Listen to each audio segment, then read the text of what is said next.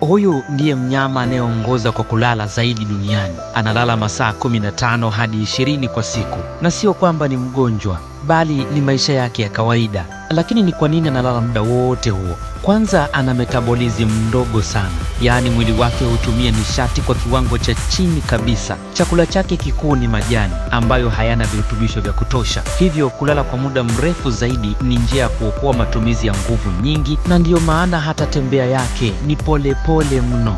Cha kushangaza zaidi, mnyama huyu akila chakula mara moja, mmeng'enyo wake wa chakula unaweza kuchukua mwezi mzima. Ndiyo maana hulala kwa muda mrefu sana, na akisha lala huwa hakumbuki kama kuna kutafuta au kupata chakula. Mnyama huyu sloth, baada ya kupata chakula, anapenda sana kujificha, na wataalamu wanasema kwamba tabia ya kulala muda mrefu na kuto kujionyesha sana ni mbinu ya kujificha au kukwepa maadui, kwani anapenda sana kulala juu ya miti. Kwa hiyo ni vigumu kwa wanyama hatari kugundua kama ametulia hapo. Wanyama aina hii wanapatikana sana katika misitu ya mvua ya huko Amerika ya Kati na Amerika ya Kusini. Lakini pia ukumbuke kwamba sloth sio mnyama wa kulala tu, bali ni somo la kibiolojia, kwani anatuonesha kuwa wakati mwingine kulala muda mrefu ni mbinu ya kupunguza matumizi makubwa ya nishati. Mimi ni Adili Constantino, ni follow hapo ili tuende sawa.